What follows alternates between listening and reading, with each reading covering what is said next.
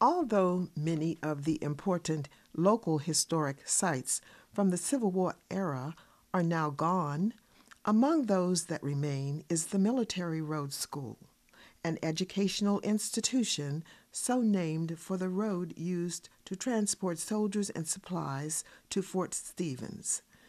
Originally founded in one of its army barracks in 1864, the school served 4 generations of African American children in the Washington metropolitan area. The current structure, built in 1912 near its original location in the Washington, D.C. Brightwood neighborhood, has been recognized as a building of both local and national significance.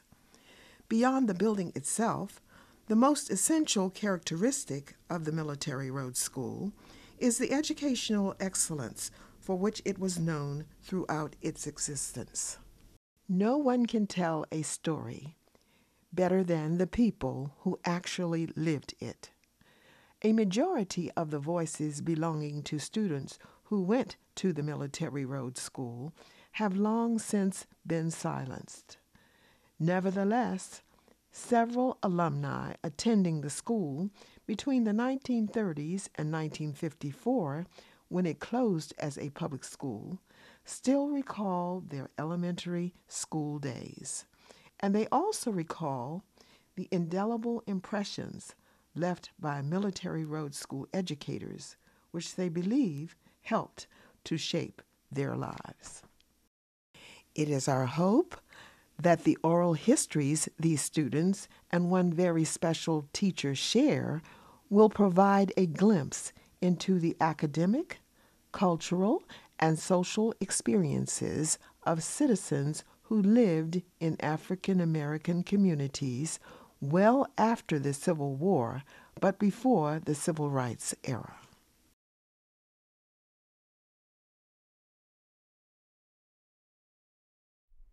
I lived 5 minutes, maybe not even five as children, because you're running and walking fast from the school.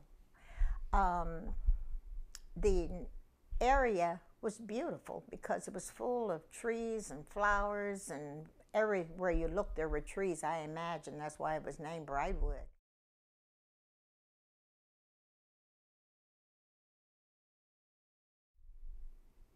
Well, we also had to come into the yard and form a line, and when the bell was rung, we would enter the school. And we opened with devotion and the flag salute, and of course the national anthem. That's where I really learned the words and never forgot them. That was the beginning. And then you'd go strictly into, like, say, first grade. We went right into whatever the subject was that she had for us. Usually it was math in the beginning, in the morning, and then after recess, we would go into English or whatever she had on the agenda for that day. We had a 1 hour recess. Some children went home, as I did, because we lived so close. Some others brought their lunch because their walk was a little longer. We played, we had a side for the boys and a side for the girls, which they don't have now. You could see them, but you weren't supposed to go over on that side, and they weren't supposed to come over on our side. And we would play ball, jump rope, play hide and go seek, whatever. But it was just a happy day and was something to look forward to each day. I'm going to school tomorrow. And I didn't miss any days out of school except when I was really sick. I was never tardy the whole time I attended Military Road School. Never once was I tardy.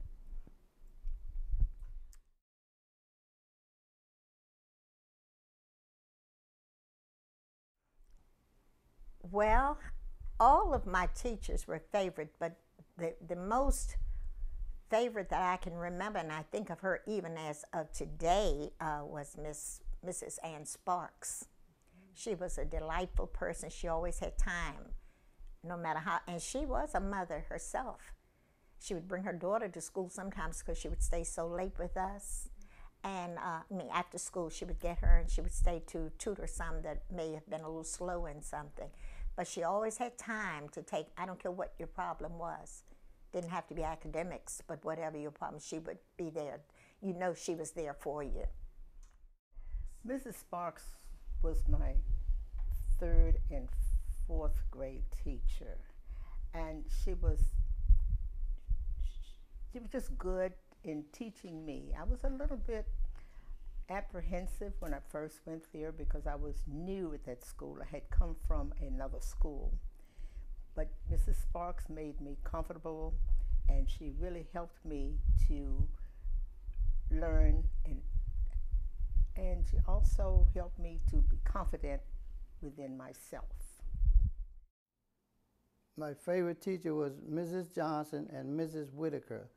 I had Mrs. Whitaker for first, second, and third grade, Mrs. Johnson for fourth, fifth, and sixth grade.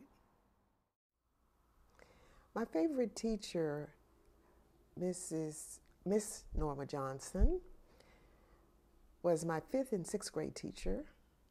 And I think that the way she taught the lessons was very interesting.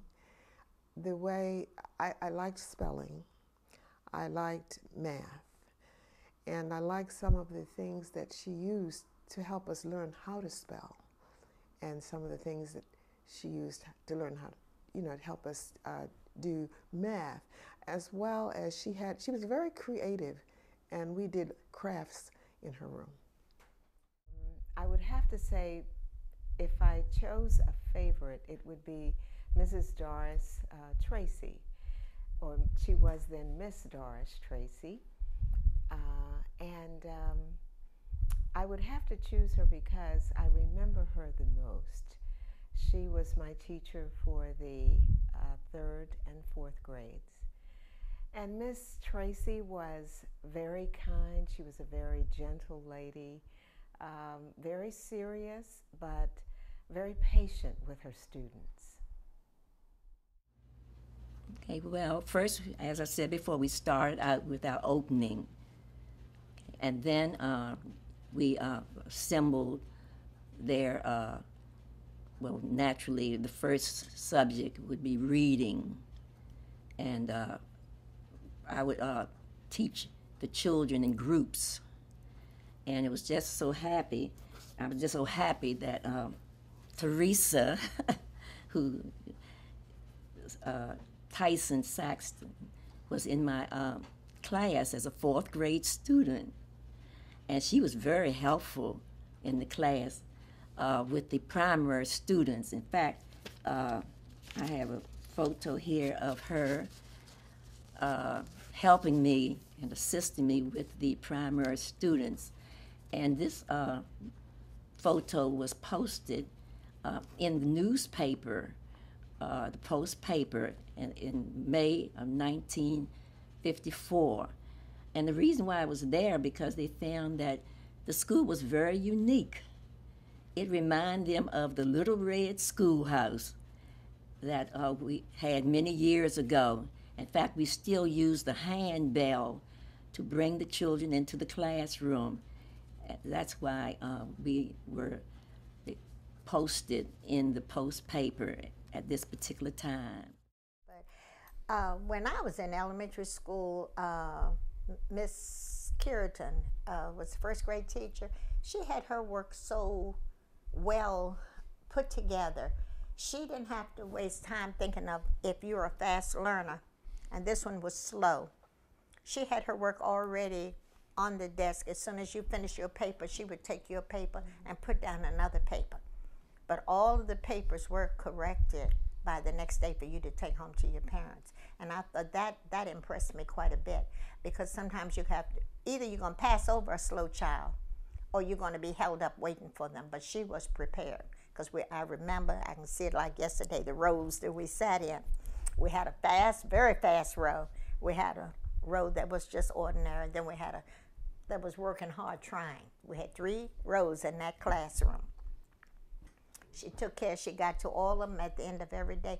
And I just praise her for that. I thought that was a wonderful thing, because you don't see too many teachers that work that way, you know. You either got to keep up or you go home and work harder, you know. But, and of course everybody in my class came out at the same time.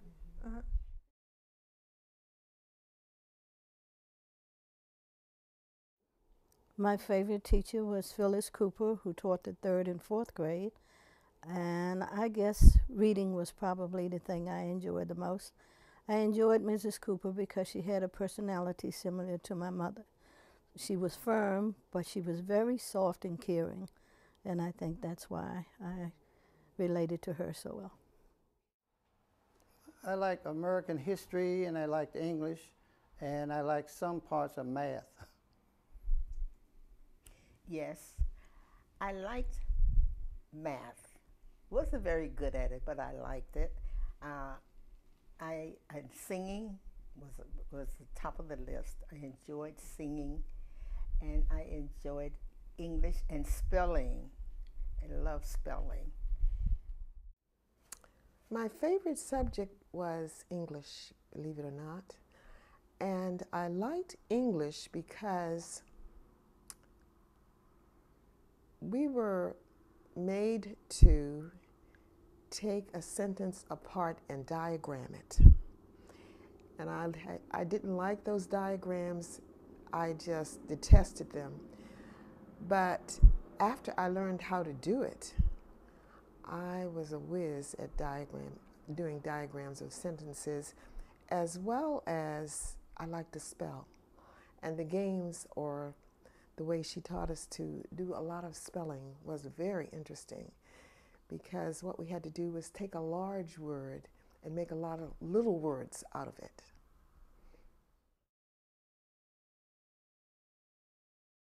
But our church had all kinds of things going on, and our Military Road School participated in it by having all of our school plays and other type of programs there, except for our graduations.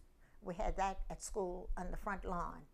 Our May Day activity, I'll remember that for as long as I live, because it was a beautiful occasion. All the girls dressed in white, the little boys in white shirts, dark suits, bow ties, what have you.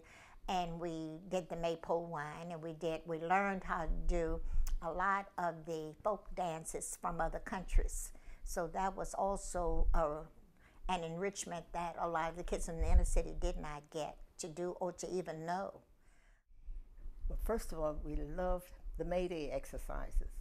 Our May Day exercises would just stand out. We would always go home at midday, change our clothes, come back with our little pretty clothes on. Our parents would be there. The minister of the community was always there. And we just had a wonderful, wonderful time out in the schoolyard. And we wrapped the maypole, and we just sang, and we just had a delightful May Day exercise. My favorite activities were the May Day, the Christmas play, and I think that our trips, field trips that we had out of the classroom, because it was a learning experience, whether we went to Capitol Hill to sit in on a session of Congress, or we went to the library in Petworth Library so the teacher could tell us a story. I always liked getting out of the classroom, and I learned much faster that way. But I want to say that the Christmas stories were very, very interesting, and my sister and I would memorize everybody's part, and on Christmas Day at home, we'd do the entire play.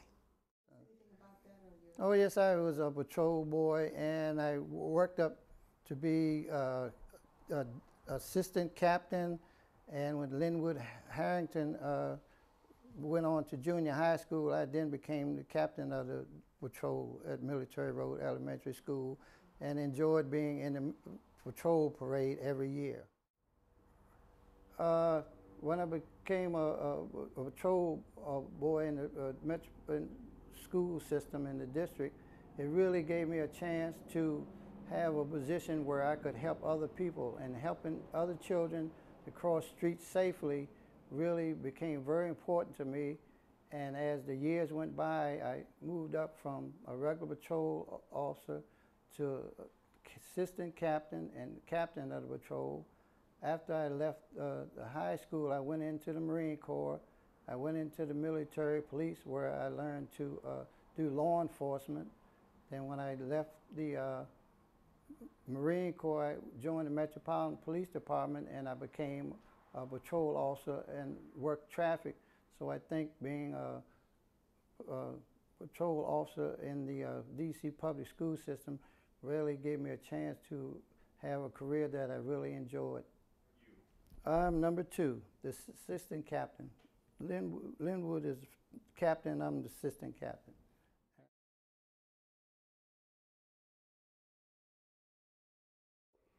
I think I was a good student there because I liked it so much and because it was my family. The school was a family and I went to school as a family unit.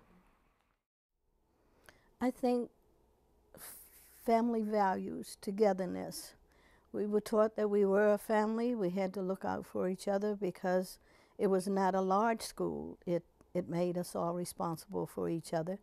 Our social skills enabled us to go downtown, as we referred to the inner city, and be able to participate and do well with the students from the larger schools.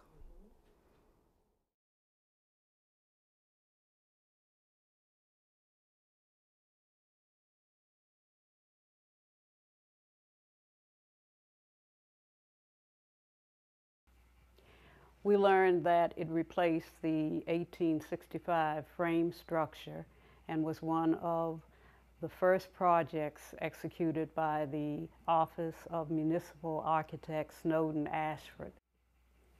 It also has some unique architectural styles included in its design.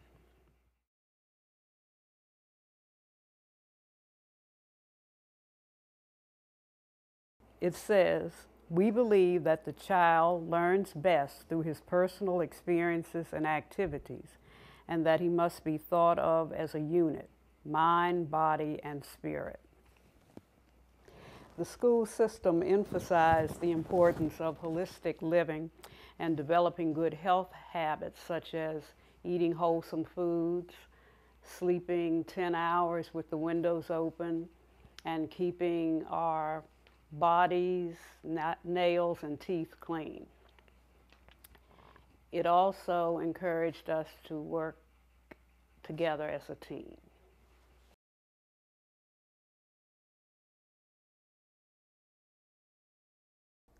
Handwriting.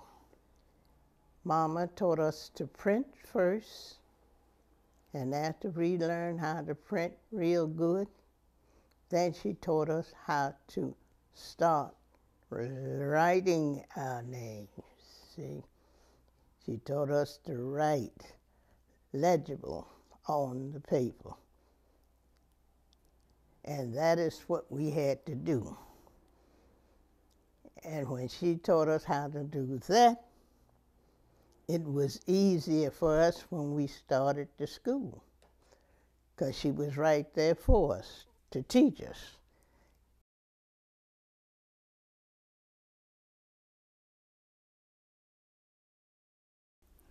The parents and community were always involved with Military Road School's activities that was held at the school, such as their May Day and their Christmas parties.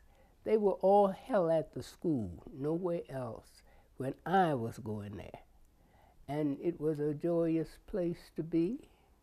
And the parents also, when a student or someone came to the school and didn't have a lunch, lunch was provided for them on the second floor in a classroom, and no one teased or bullied anyone at that time because it was not allowed. You would be disciplined if you had did that. They were very strict about that. No teasing or making fun of nobody, because it was a collective school and it was all together, one another, helping one another. Well, the school was, well, it really wasn't that big, and the government was furnished a few things, but not enough. And the parents would almost pick up the balance of whatever we need, and we never had to worry about the luncheon and things of that sort, because they was already there for us. And most of the time, the parents would come by to see if we were all right during the recess time. And during the winter, it was most, say about the worst time, but in the summer, we always enjoyed ourselves because we knew that we was going to have the May Day exercise, and it was playtime. And we always had that garden. Of course, the kids liked to work in the garden. And like the first and second grade didn't go, the third and the fourth, the fifth and the sixth. Mr. Overton was the instructor, and he showed us how to take care of a garden. Even the ones we went at home, we could learn from him what to do after we went home. But it was pleasant. It was real pleasant. Even though it wasn't a big school, we had a lot of fun there with the teachers and the children.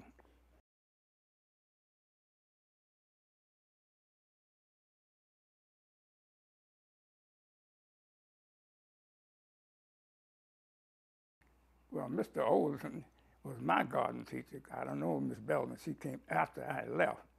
But it was the same thing, like teaching you how to raise a garden, to produce vegetables and things that you would need ordinarily if you was going to be around home. But at my stay there, I enjoyed it because we only had a small school, and the teachers there really drilled it into you what you had when you're going to leave there in the sixth grade and to go on to the higher grades to be ready and you know, to participate in subjects like arithmetic, geography, science, and things, because it was only three of us, and do not be afraid to ask questions and let them know that we still came from a school that was qualified to teach. One of the things I recall there, they prepared us for going into a higher grade when we leave Military Road, because there's only three of us going to leave there, and the other kids would be left behind, and we would never see them again unless we went off and on. But it was a great experience to prepare us for the school, because we had to go downtown to Banneker Junior High School or Shaw or Garnet-Patterson. And they were bigger schools than the ones we came from, and there were more children there. So we had to get used to mingling with a bigger crowd than we were almost you know, lost coming out of that little school like that. But it was a real good experience, though.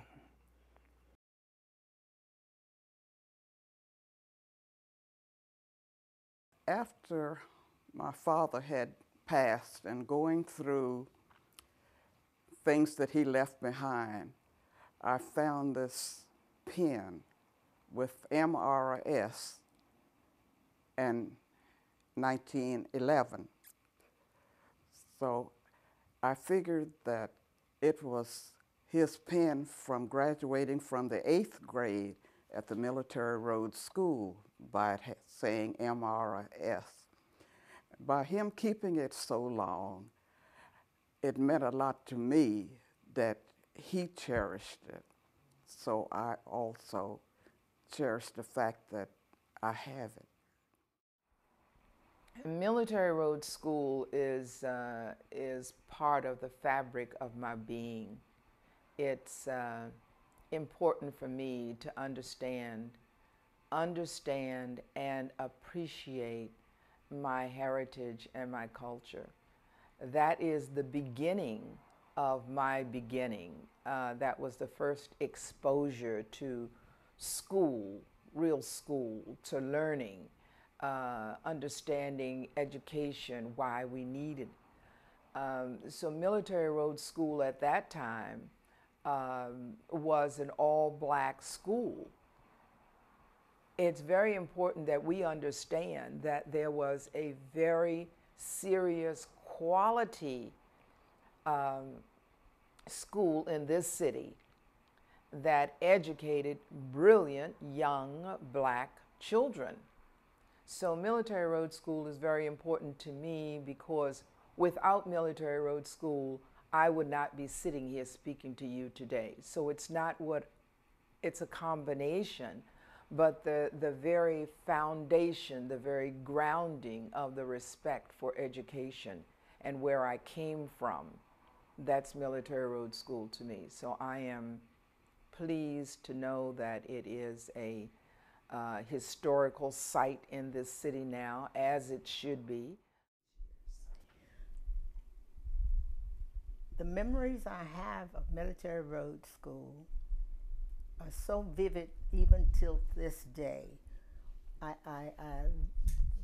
Their mode and their ways of teaching, the discipline that we learned, it's very important even till this day to know how to study and to study and to not talk, pay attention to what needs to be done and said.